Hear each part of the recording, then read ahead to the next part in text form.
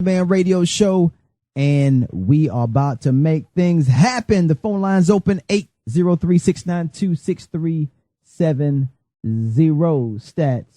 Yeah. How you feeling, baby? I feel groovy. Like, good. What makes us feel the way we feel? Like, what is a feeling? Your mindset. So your mindset plays a certain part in the way you feel. Oh, yeah, it plays a big part in how you feel. I mean, now, if I want to tell myself you depressed and you just be upset and you just be, you worry and stuff, then it's whatever you put on the forefront. Because I still worry, but it's just on what you put on the forefront. Yeah. I think a lot of us, we're like we're an asset to the product of our environment, because we sometimes let the elements that's around us affect our well-being. And with that said, let me welcome the Honorable Trav P in the building. Trav, what's good, fam? Good God Almighty, I feel good. How y'all doing out there? Wow. That's what I'm talking about. Trav, we're going to try this again, man. Can you sing us a little sentence to get the show started this afternoon? Your hand off the mouse, I ain't got my hand on nothing. For all the haters out there talking about I cut Trav off, we're going to bring Trav back with the opener. So y'all just do what y'all do. Thank you, Trav. Go ahead. The floor is yours, sir. Ain't it about time for a new hero? Yeah, somebody gotta take a stand for our people.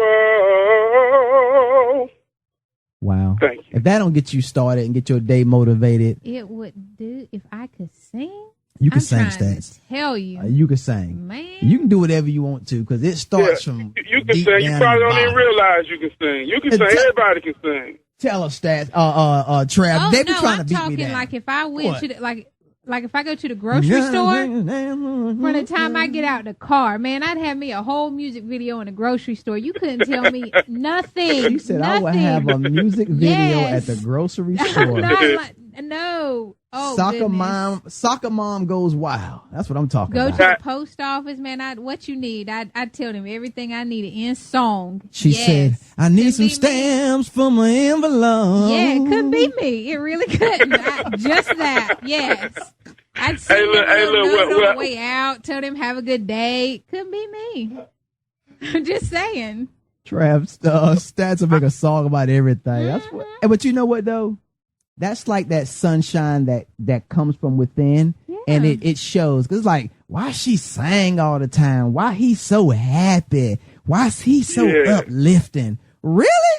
But you know what? And Oh, I had to check our kids today, because little Bob came home and he just was in a real stank attitude.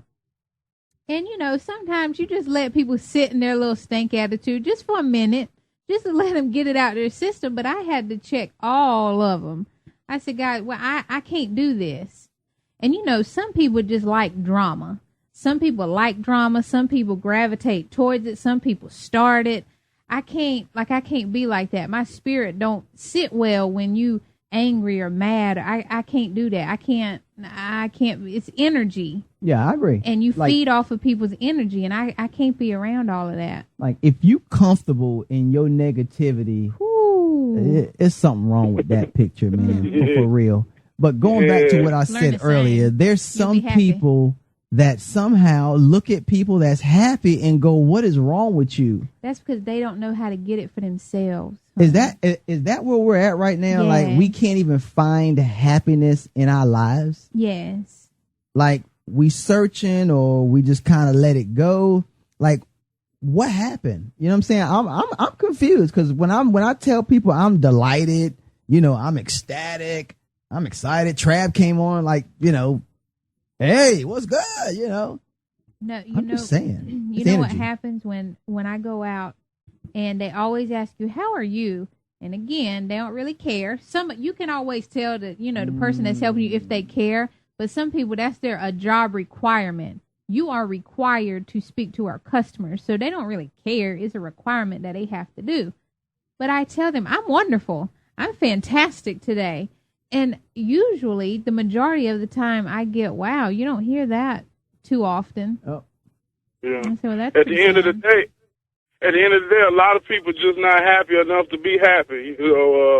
I go through that a lot. I take pride on waking up every day feeling good and doing all the things I can to keep it that way. And sometimes people just get envious of that when they realize they don't really have nothing to be happy about.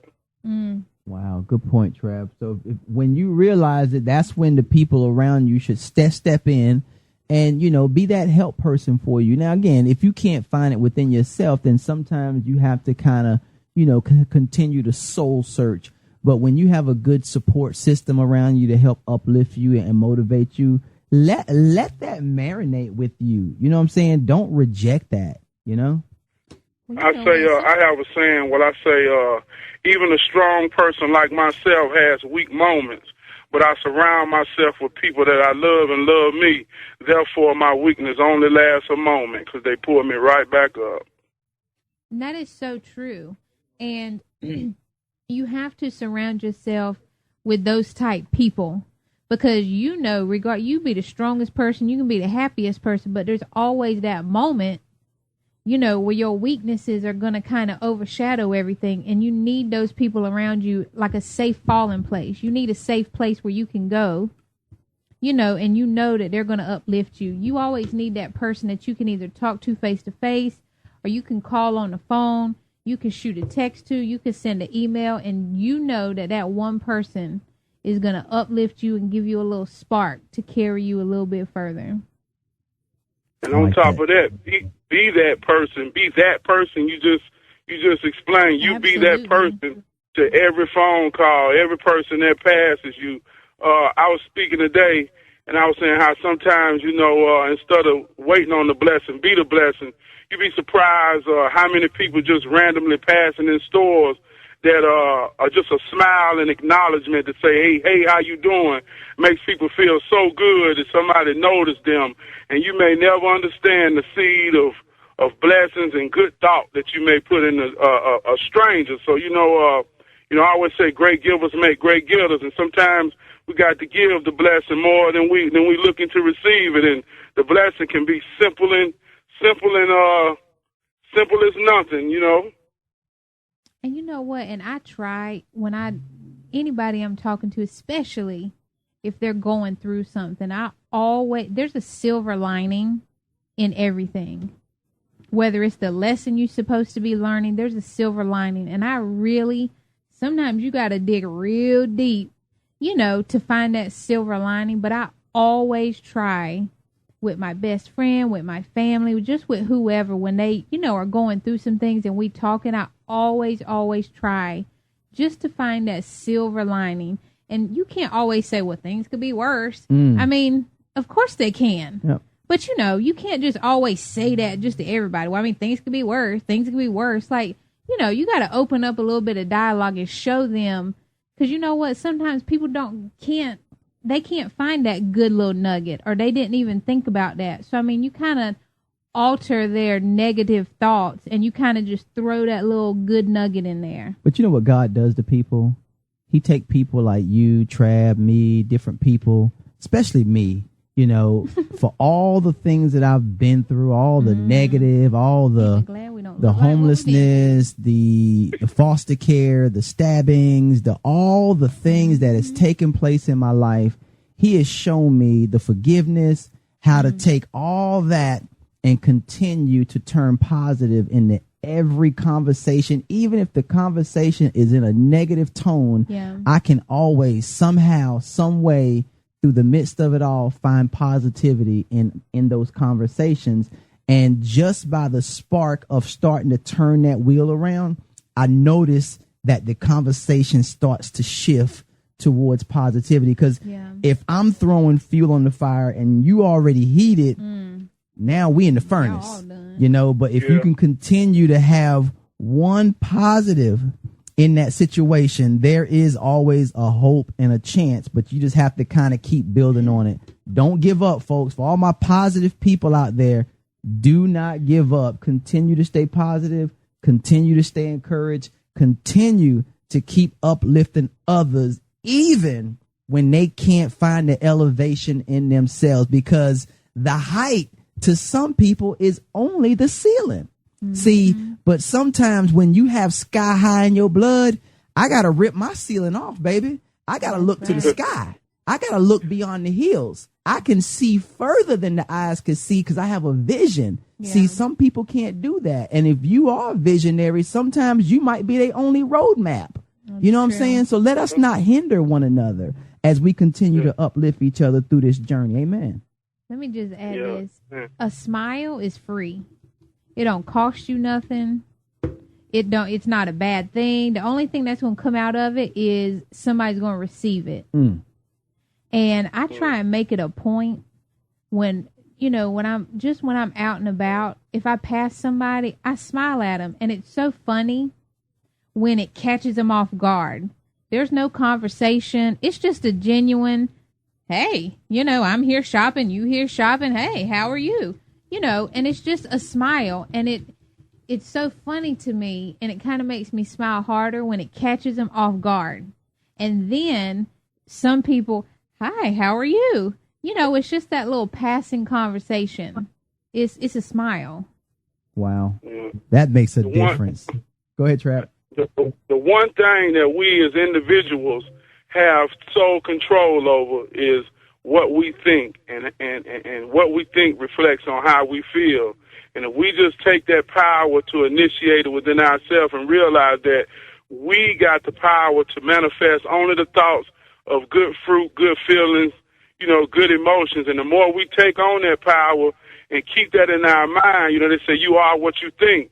And people feel that vibe. Like you say, I don't care if you're going to the grocery store or, you're doing whatever. People feel that good energy and vibe coming from you. And it makes people want to touch it, wants to interact with it, to see what it is. So, that's real. We are a shining light. And when you let your little light shine, you'd be surprised who really see it. So true, man. And wow. So that's why whenever you go to any place, any place of service, right? Yeah. Whether you get customer service or, a cashier or what have you, it's exactly what it says. It is a service. Yeah. You know what I'm saying? Yeah. And when you serve with a purpose and you understand what that service is going to entail, there is a return. Well, watch this. This is what I don't get, all you service people. Woo. There is a return. When you got a stank face on and a bad attitude because you don't like your job, but yet on your lunch break, you go to another service person to serve your food, and then you get mad at them because they got an attitude with you. Wow. But you have an attitude the whole 5 or 6 hours you on the job. Your shift. Yeah, man. Come on now. So I'm here to tell you, folks, those of you that out there in service, you are here because the return on your service can come back null and void, or it can come back in abundance. So it's up to you to make that decision. When these people hired you or you own your own business and you sign up for this duty, it is considered a service. But now watch this. Don't be putting on a front. See, that's where you get yourself stuck at. You done put on a front and put on your little good face, and you done lied on your resume, and you done build up all this little Miss Sunshine, and you really not. If you are who you say you are, live it. I'm just saying, let's be real. Folks, it is going down right now. If you're just now tuning in, we welcome you once. We welcome you twice. We welcome you thrice as brethren and as lovers. We love you to death. We love our people. Stats, we love people. Where'd you get that from? Trap. Hey, lovers, how are ya? Okay. I'm gonna start saying that. Be like, hey, lovers, how are you? We are lovers of people. If you got a problem with that, Stats, then veto yourself. I'm just saying. Because we are. Oh, yeah. Hey. We welcome you twice. We welcome you thrice, lovers. Exactly. Okay. I say I love you. I know at least 20 times every day. To random people, to my brothers, to my sisters, to strangers. I try to get in the rhythm and make it a habit of saying I love you as much as I can, because some people need to hear it. See, Stats, you know, she over here about to get crazy up here talking about lovers. Who loving no? Anybody loving nobody? Jeez. That is not what I said. Now you starting to tell stories on me. He told a story. I love you. Whatever, Mr. Entertainment. You got your little backup now. Hey, I'm just saying, I'm in love. I'm in love with the world, baby. Because you know what? I'm emotional right now, Trav, because my eyes all teared up and whatnot. When you in love with the people you love, I'm telling you, man, you setting yourself up for something beautiful. Because when love is in you, love comes out. And when love comes out, people gravitate towards you and things get done in the name of love. Because what is love? Love is abundant. Love is full. Love is never empty. Love is solid. Love is fruitful. Love multiplies. Love spreads. Ooh, love can carry yourself to the end of time. All you have to do is allow it, share it, don't hoard it, give it away, because it's gonna come back. Folks, I'm here to tell you I love you. Good gracious. God told me. Well, I'm telling you, hey, Trav, it's going down, bro. I'm telling you about that. It's going down. Right Lord, I love you. I swear to God, I do. I love you. All right, folks, we're going to bring the love to our children right now because the hot topic of discussion is where is the disconnect when it comes to parents and children? So I want to start out by saying, why are you disconnected in the first place? Because when you were born, there was an umbilical cord attached to you and your mama when you came out of that womb. And that was the connection that sealed the bond, which gave you life, that actually kept you nourished and all that. And then once that doctor or whoever, if your daddy did it or your mama did it, and they cut that umbilical cord, there was some sort of separation between you and that parent.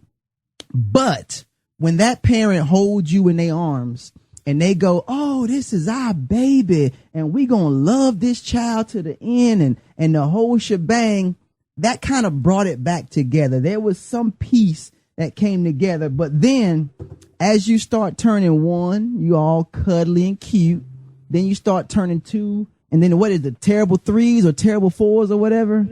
What they say is terrible twos. All right. I rebuke that. Right? Because we ain't wishing no demons on our kids anymore. Let's stop wishing terrible twos and demon threes and all that. I never understood it, honestly. I don't like it. I rebuke it. Okay. I don't like child is learning and evolving and they're learning new things and now they can run a little faster and, they throwing tantrums because they don't necessarily know how to, they don't have the words to express how they feel. And you want to blame it on some terrible twos. No, it's a toddler. Mm-hmm. So what are you going to say when they 14? Oh, they just being a rebellious teenager. So how are you acting? What are you called when you 35 and you throwing a hissy fit? What's that called? That is correct, my stats. And that is called discipline. You see, so when you talk about a disconnect, there hasn't been discipline because that disconnect wouldn't happen if there is a discipline, if there is a communication, and there has to be some sort of, and please don't take this out of context, there has to be some sort of fear. And I'm not talking about a fear like I'm afraid of my mom and daddy. Right. There has to be a consequence for your actions type fear. If I do this, I can expect this or that. And I have to say, I don't feel that they listen to each other. And to me, I think parents just assume they know what's best for their child and you just going to do what I say until you turn 18 and get out my house. Like, you can't do that. You can't make them follow, all your rules and regulations without even, because you know what? When they start school, I don't know if parents know this or not, but when they start school, the teacher waits until the first day of school and gets the whole class in there and they make up the classroom rules together. I like that. So, I mean, your child has to have, your child has a voice and you have to listen to what your child's saying and then you act accordingly. Oh, I like what one listener said, that there is good fear. Yeah. There is good fear. And when we fear the man upstairs, it's that same type of fear. That's why it's I don't that even fear like getting on ladders. It's a good fear. I'm not I know doing what's that. expected. Amen. So I appreciate that clarification, my listener. I appreciate that. Going on that comment about that same type of fear, and when you put in the aspect the same fear to the man upstairs, when you can understand, when you're looking at when you're dealing with a child, you know, the name of God off a child's lips is called mama and daddy, you know. So in terms of the man upstairs, a child has no understanding of getting or obtaining anything of the essence of what it needs to live and survive. They only look to their parents for that. So in some aspect, you are a child's God. You know, you are their provider. You are their creator. So that same fear is exact. And, you know, it transcends to the same fear of nobody having fear to do, you know, nobody having fear of consequences as adults. Where you look at people take risks, take chances, break moral laws, and do things that they know it's a consequence to, whether it be relationships breaking up, homes breaking up, financial strife. So that same fear, you know, carries throughout life. And if you don't establish that, I think it's a fear/respect. I think you can't really get the essence of it until you put the factor of respect in there. But it starts as a child, and if that's not created at the beginning, you know, what reason do a child have not to care about what happened or how you feel if they don't respect you first? And just from a mom's perspective, they need to stop it. You can't wait until your child gets 3 or 4 to decide that you want to start giving them consequences to their actions. You can't wait until they're 3 or 4 to decide, oh, now you can get punished. Now the struggle is going to be even harder. You don't wasted 3 and 4 years. There's a process that has to be in place, and we have to be parental minded when it comes to raising our children. Like, you have to get this before the child comes. You know, you have to get it from your parents, and your parents have to get it from their parents. These are the legacies that we've been talking about over the last few months about if you're going to leave your child with something, leave them something that has some substance to it about how to take care of home, how to take care of themselves, how to take care of others. Because when a young girl has a child, she going to look at how her mama raised her, how her daddy raised her, how his dad treated him. That's, I say it with a straight face, that is the epitome of what takes place in today's time. It is a mirror effect. What you see is what you do.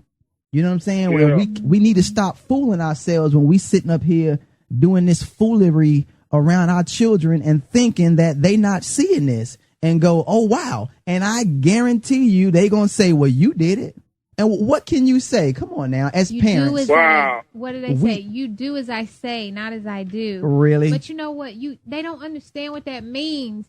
What you need to tell them is, you know what? When you become an adult, you get to do adult things. You get to make your own decisions. But as a child, you do childish things. Wow. You can't do what adults do. Oh, wow. You know. Man, it's going down right now. Folks, we're having a good time. We're going to take a break. When we get back, we're going to try to get Brandon Marcel on the line with us, and he's going to talk a little bit about the music industry and being raised by his celebrity father. Go ahead, Trap. Hey, I just got to say this. You know, based off, off y'all comments, like you said, the question is, what is the disconnect between the child and the parent? And I think, y'all summed it up pretty good. The disconnect is that the parents of today had no connection, therefore they have no connection to give. So that's kind of like, sums it up. We got a generation of parents out here today that didn't have their father or didn't have that relationship where they could talk to their mother. A lot of people don't want to, accept the fact, but I'm 35, and a lot of people of my peers, our parents' generation, I tell the truth, we got parents of somewhat the crack generation. Not anybody as an individual, but as a whole, a lot of people, parents that's around 50 or 60, they came through a hard drug era. And, shouting the truth for what it may. A lot of people dealt with a lot of things growing up that may not be spoken. And a lot of those things affected a lot of families where a lot of people just didn't have that Cosby Show connection or that whatever TV aspect, superficial family, real structure. And so therefore we're dealing with a generation of parents and kids that we just honestly don't know how to sit down and really love our kids in the midst of trying to maintain, bills and trying to maintain our lifestyle. We really have lost the divine intuition of true parenting, and that sums it up. Watch this, Trav. So they're looking at it the wrong way, because when my mom and dad got divorced, my dad made a choice, and he chose to divorce his children as well. So I was raised by a single mother. I don't know what it's like, to have a dad, to have a relationship, with a father-like figure. I don't know what that means. I don't know that life. I don't know anything about it. So people are looking at it the wrong way. So instead of saying, I came from a broken home, so I don't know how to parent my children, my dad taught me what I did not want my children to go through. I didn't know how many kids I was going to have, but I knew I wasn't about no baby daddy. I wasn't about no having 2 or 3 baby daddies. I knew what I did not want. What I wanted was for my children to be in a stable 2-parent household. And, so far, that's what, that's what I've given them. And I know things that I did not. I love my mama. But, there were some things that I didn't get from her. And didn't choose to duplicate. Right. And I know what it feels like to not have it. So I'm going to give that to my children so they'll know what it's like to have that. Wow. Hold that thought. Folks, it's going down right now. WB&D, it's the Brothers in the Man radio show. Coming up next, we got Brandon Marcel will be live on air with us. Stay tuned. Honorable Trav P, Hero. Can't get my day is my hero. My mama is my hero. And her name is Journey. My name is Jamal. My daddy is my hero. Hey, about time for a new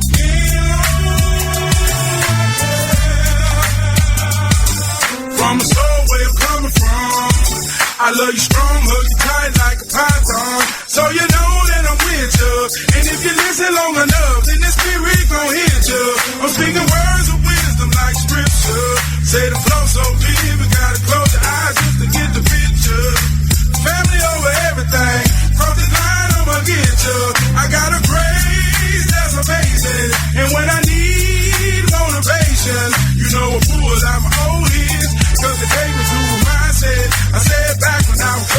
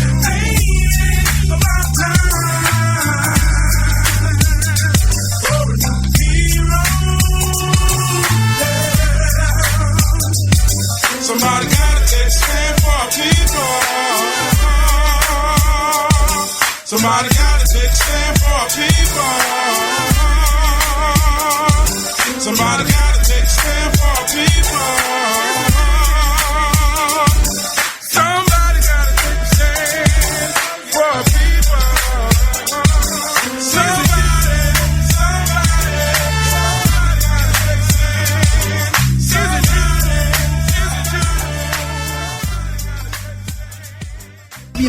we back live on air. It's the Brothers of the Man radio show. The Honorable Trav P, the Stormy Princess Stats on deck, and the General is now in session. General, what's good, people? You woke up this afternoon? Whatever. It's not afternoon, number one. It's 7 o'clock. And number two, I'm doing fabulous. What about you guys? Hold on one second. Oh, yeah, She's talking about hey, it ain't afternoon. If it ain't afternoon, then what is it? Evening, It's evening. What's the difference? 6 o'clock. Sun up or sundown? That's why I'm it's important. confused. Like, you got me confused right now because I'm just saying, like, all these evening, afternoon, dawn, morning, you know, Navidad. Like, come on, son. Like, just call it one name and let's be keeping it moving. Jeez. You I'm should eating have been paying supper, I'm attention eating in lunch, school. dinner, you know. You should have been paying attention in school. Whatever. I'm just saying. Without further ado, folks, as promised, the Honorable Trav P is with us, and we got celebrity, hip-hop, R&B, inspiration extraordinaire, my main man, Brandon Marcel. What's up, folks? How's it going, everybody? It's going. Hey, how's it going? Yeah, man. So, folks, just for some of y'all that don't know, Brandon Marcel is a legend in the making. His dad is one of the baddest bass players on the planet. You know him as Aaron Mills, the bass player extraordinaire. You heard him on Cameo, Outkast, and a lot others. And Brandon is his son, and I'm telling you, the voice is amazing, and the music is amazing, and what you're doing, Brandon, is amazing. So tell us a little bit about, you know, the influence of a celebrity father and also being an artist in yourself. Man, well, the influence of a celebrity father, that's funny to hear, but, you know, he definitely has had an influence on me and my creation of music. Just growing up with, you know, playing different tunes in the household and going to different concerts, it definitely sparks the music bug.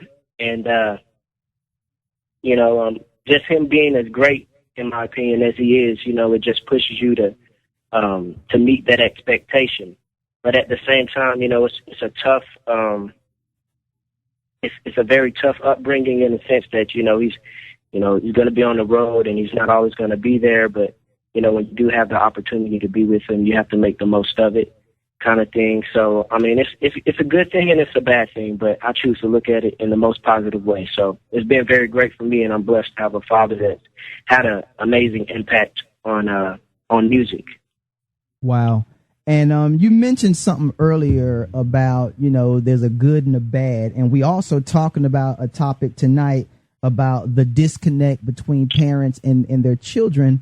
So, you know, by him being on the road and you being a child coming up, was there a disconnect? And how did you find the connection between, you know, you and your parents?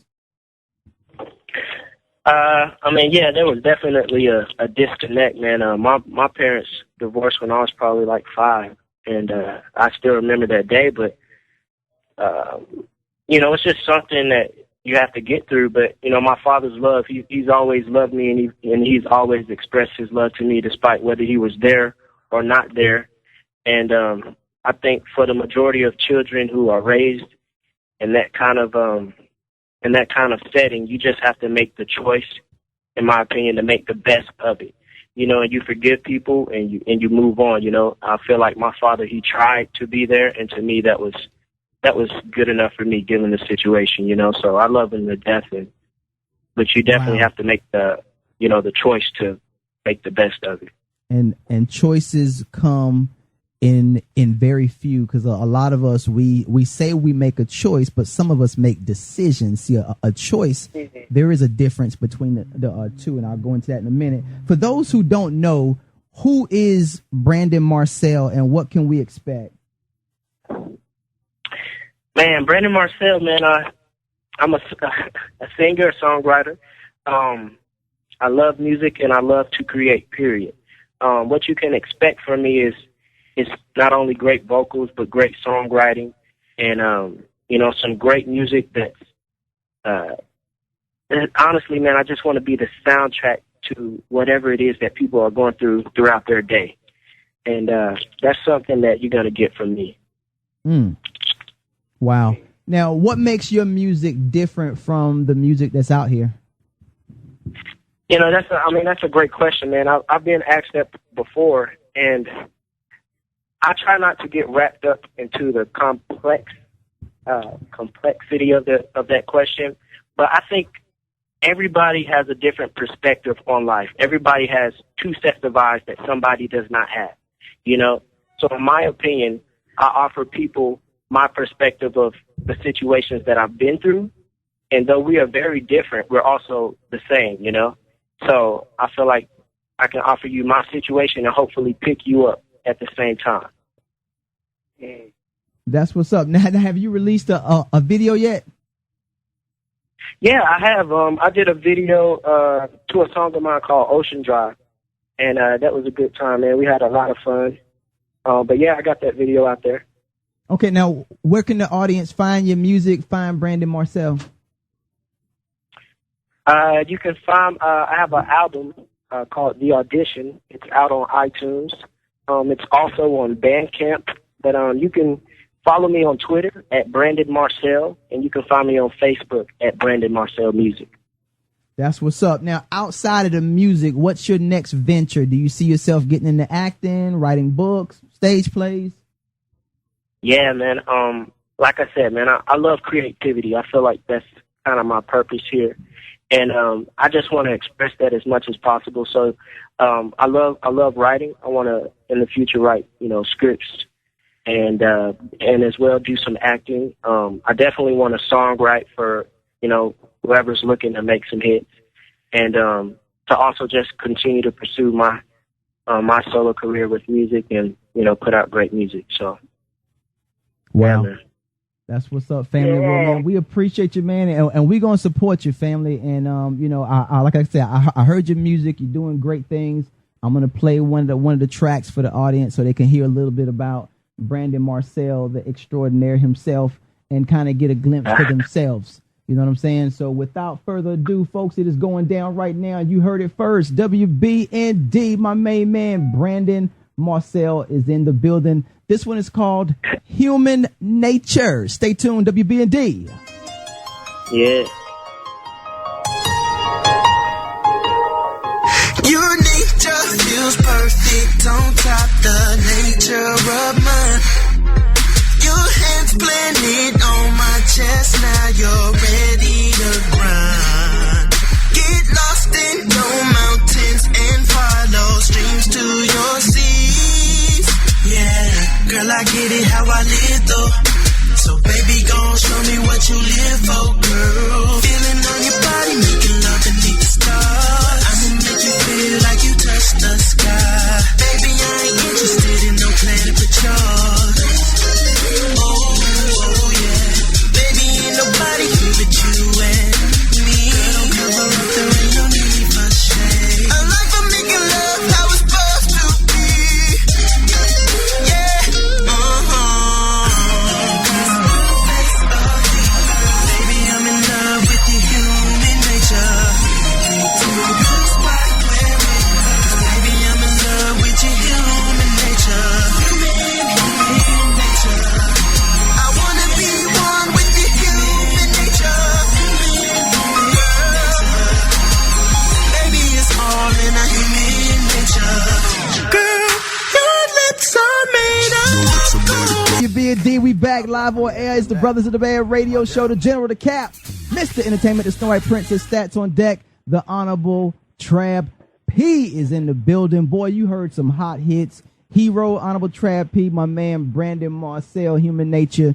Good things, man. You know what? Inspirational, talking about positive. You know what I do love about artists, though, is when they can talk about love without talking about, trying to do something just Ratchet. unrealistic. Right. You know what I'm saying? Like, if you love a woman, talk about giving her a flower before she go to bed.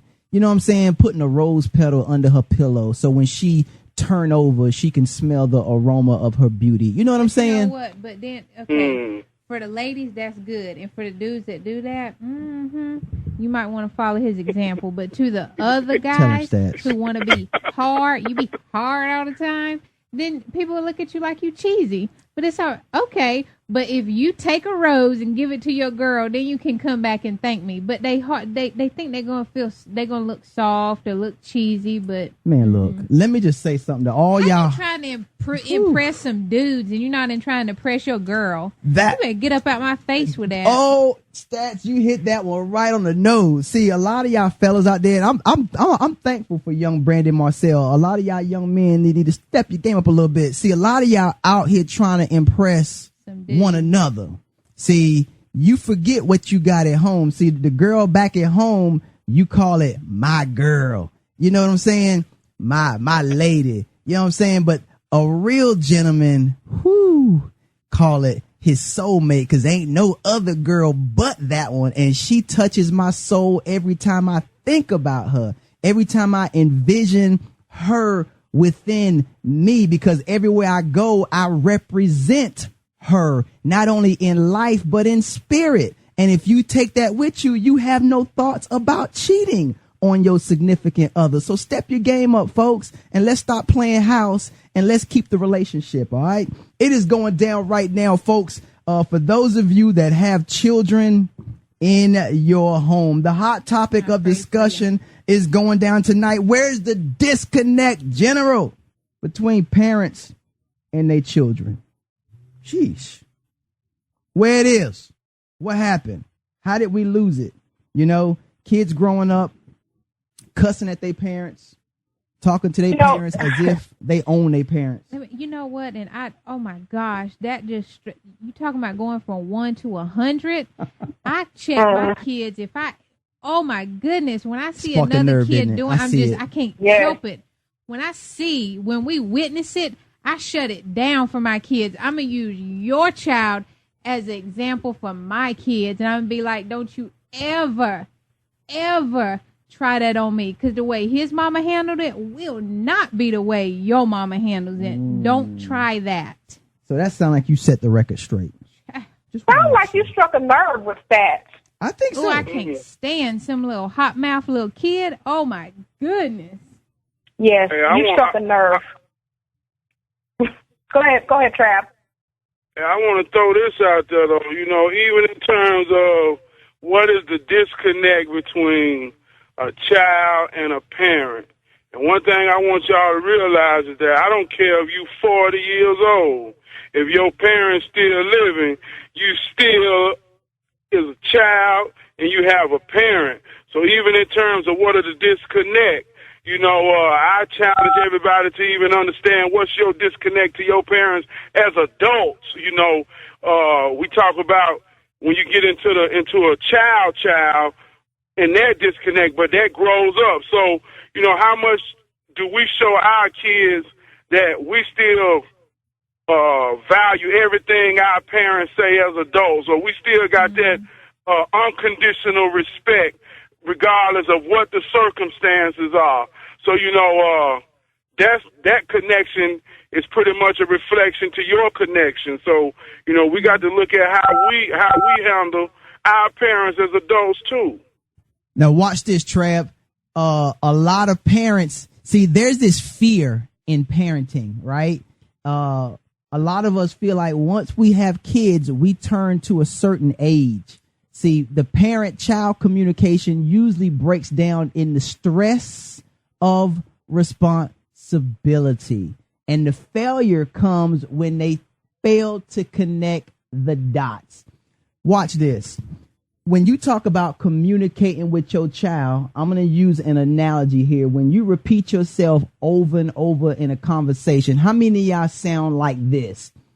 I don't know why I keep having to tell you over and over again, but, and I'm going to stop right there. Mm-hmm.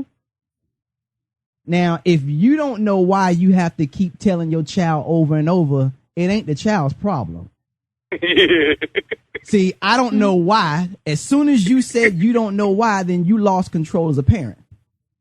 Yeah. Because you should know why. And when you know why, it turns into, I already told you. And you know. So now you know what's getting ready to happen. Okay, but let me just say this. Parents, you need to check yourself, because if somebody's telling you something to do over and over and over and over, and your spouse is telling you to do this, and your boss is telling you to do this, and you're not getting the message, don't expect your kids to get the message. I'm just saying, somebody got to be the voice for the kids. But then you have some parents that parent persuasive rather than communicate. See, when you come from a persuasive behavior and trying to persuade this child that, you know what, 1 minute I'm your best if you friend. Stop crying, I'll buy you this toy. I can't stand that either. Son. Stop being a negotiator.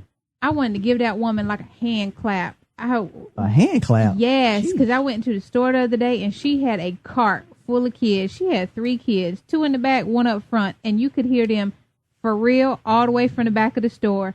And she walked her little happy self right up out that store. She put everything back up on the shelf and walked out and didn't buy it for him. And I'm like, yes, that's how you do it. That deserves a hand clap how for you real. do it. That's holding your ground. You don't buy your kid that toy so they'll be quiet. You don't buy them, a candy bar while you waiting to check out. So how do we correct our children when a child comes at you a certain way? For example, if you tell your child, okay, kids, time to turn the TV off, right? And then that child turns around and tells you, okay, but wait just 1 minute. I mean, it just kind of depends on the tone. Got you already. Trap, General. Yeah. You can't just dismiss me like that. No, it depends on he's their right. Finish your story. No, it depends on their tone. Got her. Now, if they watching like one of they shows and they say, Mom, it don't have but 5 more minutes left. Can I ask? Can I please watch? Okay, Mr. Entertainment. I'm gonna try that with you. No, go ahead. Go throwing ahead. it out there. Go ahead, General Trap. Have at it. Go ahead. She failed. Yes, he's right, Stats. I'm sorry. Mm-hmm. He is, and I never ever agree with Mr. Entertainment, but he's right, because the thing is that in the home, you are the person with the authority. And so if you tell your kids to turn the TV off at a certain time, then that kid needs to make sure that the TV is turned off at that certain time. Otherwise... that's not what you just said. See, things are situational. That ain't what you just said. When I say turn the TV off... Right. You said... I took that as they're watching the TV and you come up and say you need to turn this off. Therefore, there would have been a conversation. You were face to face. She said you need to have the TV off by 9 o'clock. Okay. Watch this. And see, that's why I did it. This happens every single day in the home. When you tell a child something to do, I wanted you to hear the second part of the conversation. When the child said, okay, trust me, they understood that it's time to turn that TV off. But the last part of that sentence is what a lot of us parents miss. When that child tells you, okay, but wait. See, as soon as they said wait, they telling you I ain't ready yet. But see, that's they told I no, ain't playing that. You They don't tell me, say, hey, wait. No, I said they could be real nice and real polite, because you don't get if you don't ask, Mom, Dad, may I? I'm just trying to help rehabilitate some parents out there, Stats. And I'm just finish saying. Go ahead. My TV show, not hey, wait. Go ahead. I'm trying to help you out, but okay. There's a real difference. Unless they got a hearing problem, they ain't got to say nothing back. Yeah. That's right. Cut the TV off. Hey, look, cut the TV off. Hey, I ain't got to hear nothing back. I just better see it get dark. Right. And you know what, Trap? It's like when we give in to our kids, when we demand something from them and then we allow them to, kind of disobey us, we are teaching them in the early stages on how to be insubordinate. Thank you. And I didn't mean it in a negative way, but this is one of those connotations that slip up on us without even knowing it. And it's like, but I didn't see anything wrong with that. That's the problem. Like, if you don't see it, it's going to come and it's going to come. And next thing you know, they're going to tell you, I cut it off when I feel like it. Like, that's the end result at the end of the day. And that's what you lead up to. Because when you are, when you are telling them these things and they don't do what you ask them to do, or they want to come back and question your authority, because that's what they're doing when you tell them to turn off the television. And then they say, wait, or can I watch it till 9:30? they're challenging your authority at that point. And a lot of parents don't really realize that that's what they're doing. And so you allow them to continue to challenge you when you let them break the rules that you set. And it could be something as simple as turn off the television. All right. Step 2. Let me take y'all on a ride with this right here, right? Because it's like my kids, my son is 5 and my daughter is 4, right? And they taught me. I'm gonna say in the first 5 years of me being a parent, I truly think my kids has taught me more about life than I've taught them. And when I mean that, I mean just looking at the nature of what a child really is, what a child does, how a child thinks, and to know that they say the truth is so simple that a child understands it. And, so they really just acting out pure emotions, truth, and nature. And when you just examine them, you learn a lot about yourself. But I used to, when they was babies and they was, nursing on the bottle, I just used to know how my babies could cry. And in a way of crying, it's like they would talk to me like, go fix me a bottle, warm it up a little bit, bring it here, hold me, and rock me to sleep. And I said, God, how do you tell me all that with just a cry? So it's like we in nature react to that every move, to that every notion, to that every want. That's what nurturing being a parent is. And see, as they get older, they begin to understand that same nature. Well, mom and dad are here for me. So it's up to us to know how to transition that nurturing into a, to turn it around and gain our own power. And so a lot of times, when we get so caught up into, working and just maintaining things, like I never went to nursery. A lot of my family never went to nursery. When we was born, we always stayed with grandmama till we was 5 years old. Then we went to school. So we had that establishment of who parents was, what it was when mama meant it and when she didn't mean it. And so, but now, soon as the woman come out of birth, 3 weeks later, she's going back to work, the baby's going to daycare, and they never form that fundamental bond. So from the time she picked the baby up from daycare to bring it home to get back to go to work, it's only under conditional satisfaction. She just needs the baby to maintain and be good so she can do all the things that she needs to do to pretty much get back to work. And so that bond ain't never. So then the disconnect may come from, and it's just a hypothetical idea, maybe sometimes the disconnect comes from a child means of knowing that mama will react to me. I will get attention. I will be the center and demand around what's going on. So if you tell me to cut the TV off and go to bed, and I know that's all you got to say, and I'm going to bed and I ain't going to deal with you no more, mama, darn. We just got home. But what if I just not cut it off and keep you yelling at me for 2 hours? At least I can say I talked to my mama and my daddy. Woo. Even if it may happen. And that's just, like I say, that's just a bucket of seeds for all of us. And that's not to, look at anybody aspect, but in the day and time, we all are victim and we all are going through that in some aspect. And like I say, so sometimes the disconnect may be a cry out for love with misunderstanding of not really knowing how to tell you what they really want. But some attention is better than no attention, even if it's bad. Agree. So with that said, when it comes down to the attention span of a child compared to a parent, if a child tell you something, how often parents do we listen to our children? Like, can we hear the cry for help? And what does that look like? Hear me clearly. What does the cry for help look like? Because not only are they showing out, sometimes your little girls start putting on short clothing to see if they can get away with it, to see if you notice them. Sometimes your young men start acting a certain tone. For example, young mothers, when your young man walk up to you and put his chin up to your face and go, wow, I'm taller than you. Stats. What kind of sign is that, you think? You better ask my son, because you know what? His little pediatrician going to sit up in the office and say, according to your growth chart, you're going to be 5'10". Dude, he took a deep breath and his chest puffed out. He was like, Mom, how tall are you? I said, don't try it. Already sized you up. Wow. In the doctor's office, don't try me, He son. done sized her up Don't already. try me. He ain't mean it like that. He might didn't mean it like that though. Oh, yes, he okay. did. Because it's been some years.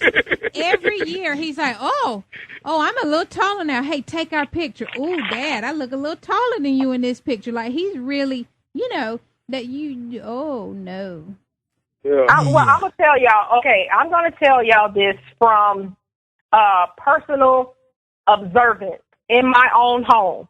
When my brother got to be a certain age, he was about 13 or 14, he did the same thing to my mom. And my mom was at that point raising us as a single parent because, my dad was gone. He left the house and, he wasn't a full-time parent at all. So my brother did the same thing. He stood up next to my mom and said, I'm taller, my hands are bigger and this and that. And before he could finish his little comparison, he was on the floor, out of wind.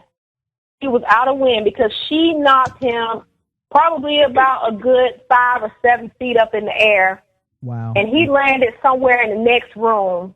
Good gracious. And, she had to handle it that way because that was his first and last time challenging her in that manner.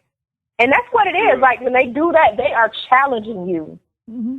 And I don't mind being an example. I don't mind bringing my son down to size. You know what? Because I don't have to assert my authority over him to get his attention. See, I established that when he was 2 years old, and it continued up until he's 14. To this day, he knows how to approach me. He knows how to speak to me, and he knows how to articulate my language when I speak to him. With that said, that's going to take me into my next segment from an articulation standpoint. What does this sound like when a parent says, wait a minute, let me get your dad on the phone and see what he thinks about this situation? What does that sound like? So for some of you that never heard this terminology before, you may be hearing it for the first time, or maybe you have heard this before. It is called borrowing power. And what borrowing power does is when you say, I'm going to bring another party in this situation to resolve this, whether you're on the workplace or at home or what have you, I'm going to call so-and-so, I'm going to do this. Sometimes that's a good thing in that moment. But what it does for you as a parent is it relinquishes your power of authority at that moment from that child, because they're looking at you like, you can't handle me. You might have to go out to an outside source because this situation is done. You see, and a disconnect can start forming over time. The more you do that, the more they look at, okay, go ahead and do it. Let me give you another little option you can try. Oh, because this is what I witnessed. It's like 12:30. Dad don't get home till about 6. It's 12:30 now. Oh, you hold that right there, because we're gonna handle this when your daddy gets home. Don't do that. Because first I handle the situation, and then I'm bringing your dad into it, because he's gonna know how his child just treated his mother. But as a mom, as a parent, you handle that situation. And then you can bring the dad into it to let him know what went down, how his child acted, and what, the mom did to handle the situation. I agree with that. But on the same hand, that's what my mama always told me, wait till your daddy get home. And I'm going to tell you for real, I was scared while I was waiting. That's all my mom ever had. But how did you feel about mom, though, Trav? I know you were scared when dad got home, but in all honesty, how did you feel about mom at that time? I don't know. I guess she was just my mama. I mean, for one, I ain't never bucked up at my mama or disrespected my mama. Right, I but, understand. but in times of, just discipline, I ain't never look at my mama in that light. And just for my daddy being who he is, my mama was everything to him, and I understood that just like the next man understand it. You disrespect or do something to my wife, you ain't got to worry about her. You gonna worry about me. So whenever my mama said, wait till I tell your daddy, that was my understanding. Like, I'm sorry, Mom. You know what I mean? Don't tell him. You know what I mean? But that's just how my household was set up. Even we knew that. Don't disrespect my daddy woman, and that just happened to be your mama. I've seen it.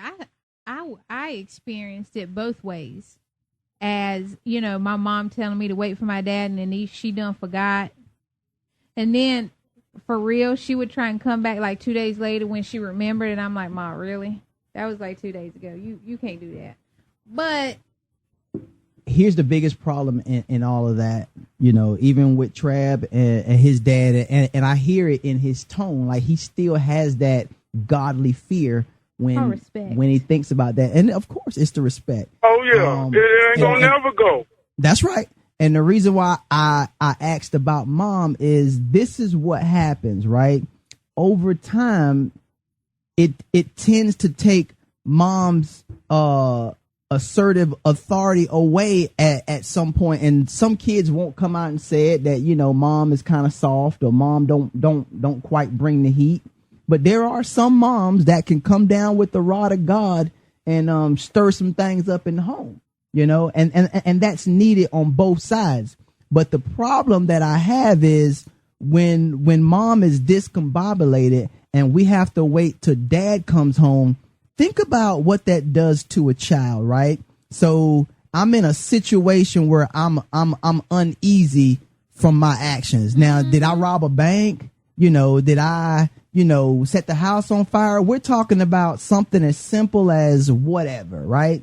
Now, all of a sudden. No, I have found with the big things, it's wait till your daddy gets home. With the little things, mama can handle that. See, children don't understand that. See, that's the problem. See, they don't understand that. And then when dad get home, dad ready to murder, kill, and destroy. And he wasn't there. And see, exactly. So now this child is looking like, dang, I'm getting abused or whatever. You see what I'm saying? So you have to look at it from a child perspective. And over time, that starts to accumulate in his or her mind like, dang.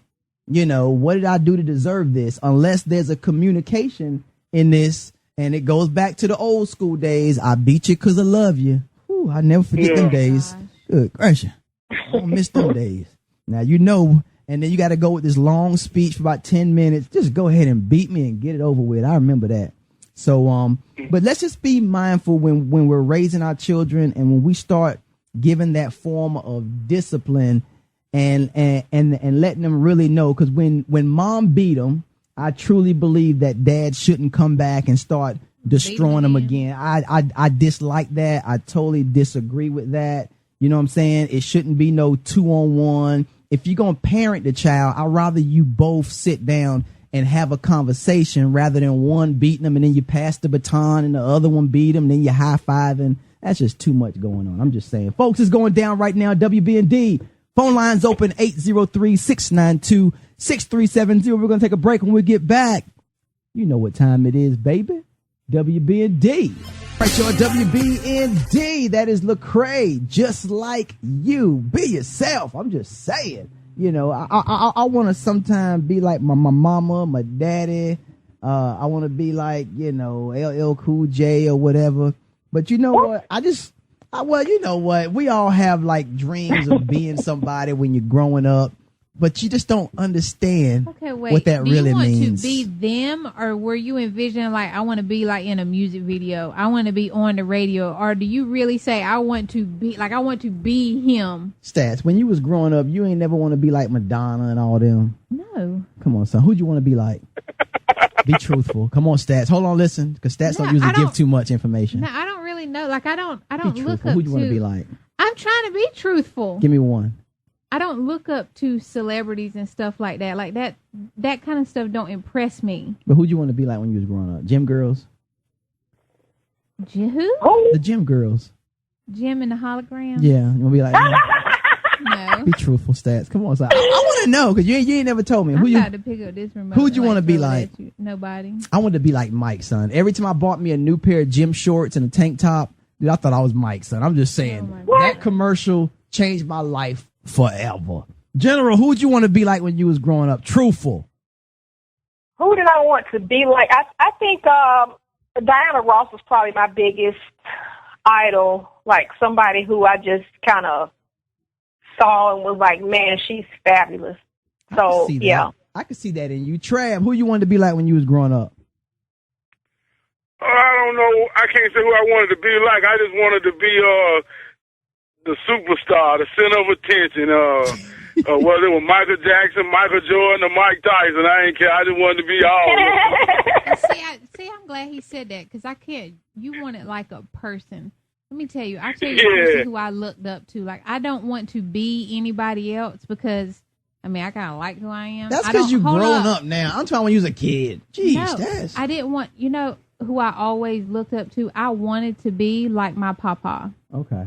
That's what's up. He was like the best man ever. He never spoke a bad word. He was always in a good mood. He was laid back and chill. Like, that's who I wanted to be like when I grew up. Big shout out to Pop. Yeah. Man.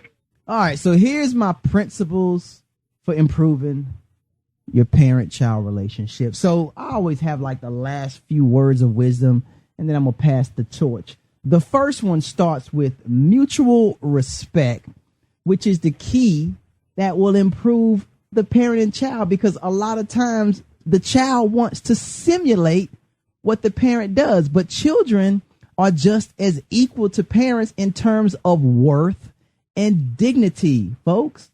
Parents and children deserve the same respect. Parents, if you want your child to respect you, respect them.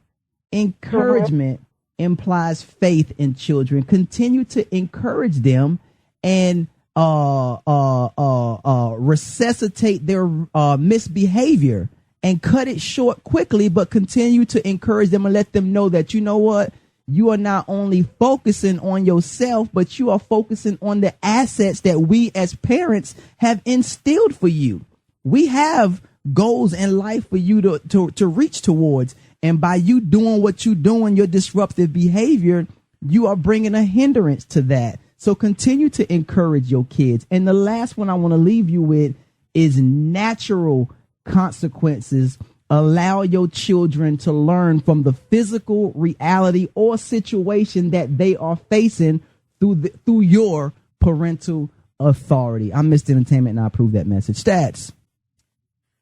Short and sweet. My quote for tonight is, your greatest contribution to the kingdom of God may not be something you do, but someone you raise. Wow. That's what's up. Mm-hmm. Trav, knock them out, baby. Oh yeah. I want to start off with the essence of family. And a family starts when a man and a woman come together, produce one, which is a child, and the three becomes a family, the mother, the father, and the child. And when you understand the relationship between a mother and a father, if that is your soulmate, and that is who God sent you and you're destined to be with, that is your better half, your yin and your yang. So together y'all make each other better, and the production of that better is a child. So that child is an essence of everything that you could be all in one. So a lot of times, I say, we as adults still have parents, and we still have the responsibility of maintaining our position as a child in respect to our parents. So when you understand that your responsibility is to nurture, to feed, to raise that child up, to be strong in the essence of a better you. And that's all of our goal, is to raise our child to be a better us. But this is the thing. It takes a humble person and a humble parent to understand and accept when you have succeeded.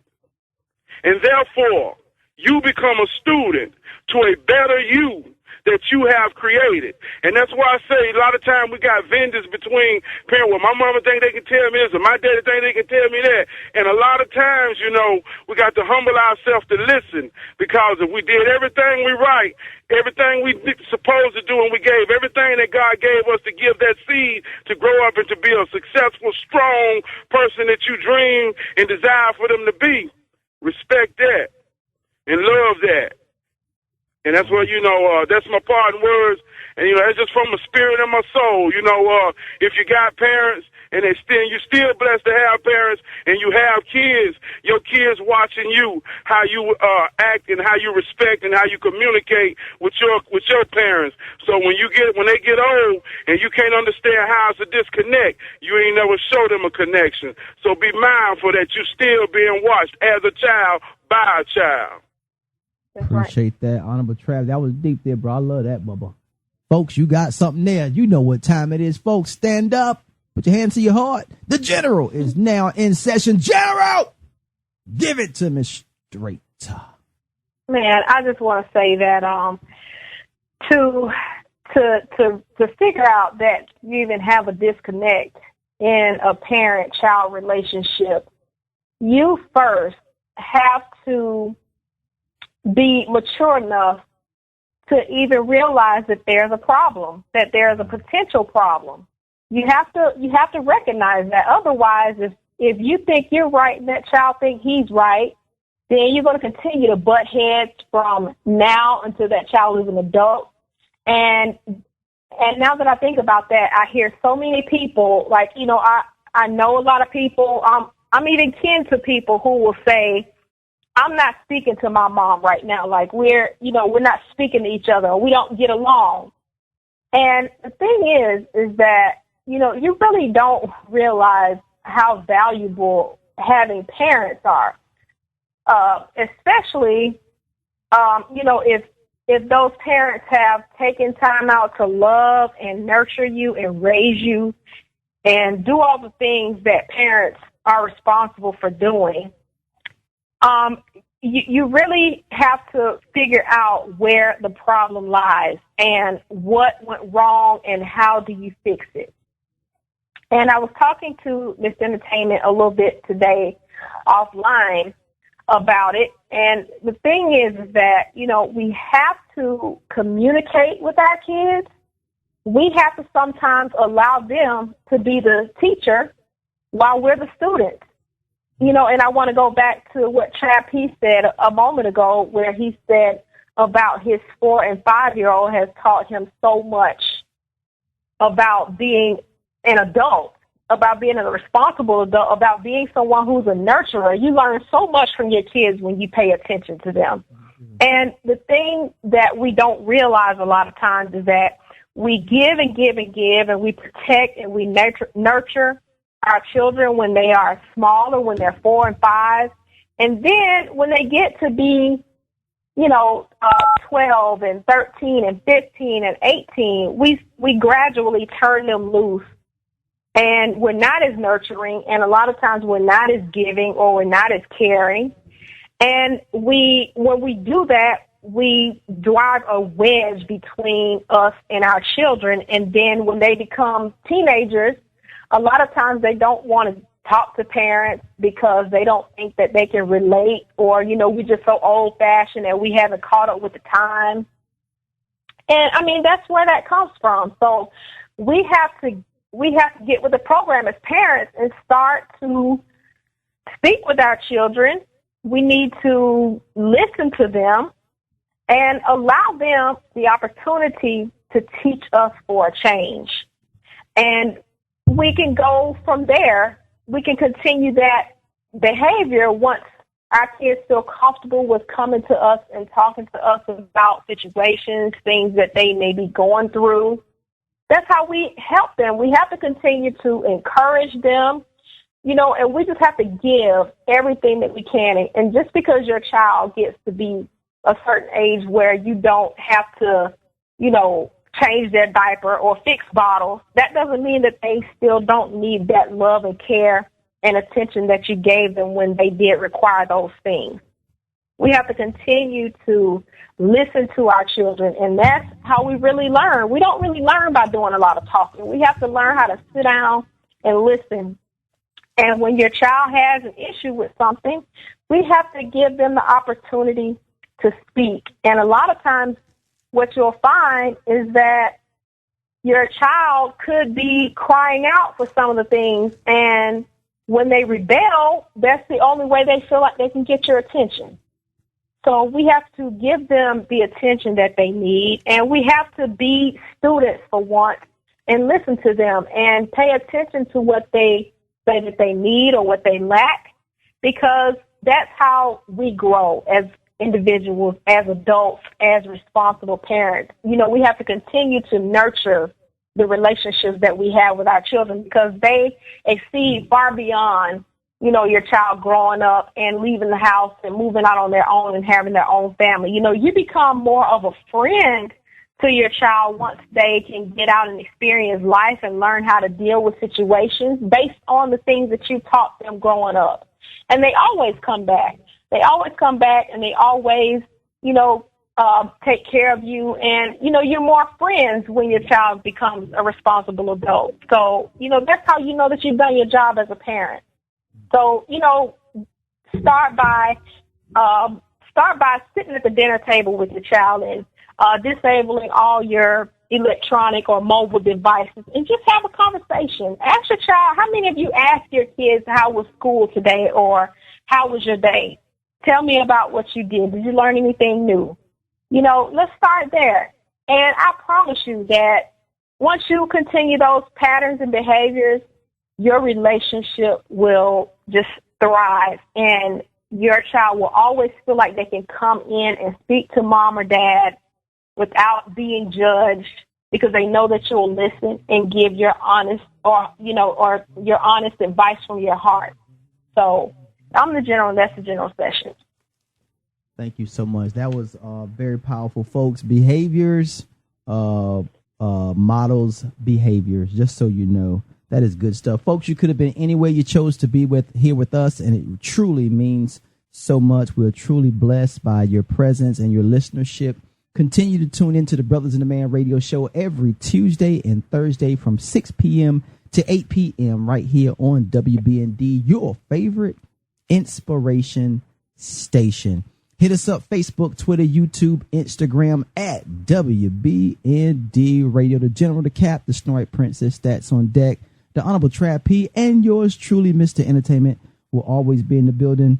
You ain't got to leave. We 24 hours, Inspiration Station, music playing at your request. The phone lines is always open, 803-692-6370. If you don't catch me, please leave a voicemail. I will check it.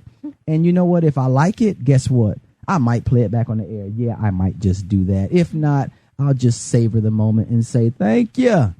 We love you. We got to get up out of here. Peace and soul. We'll see you December 20th in Charlotte, North Carolina. Peace. Here's another one from yours truly, Divine Sound.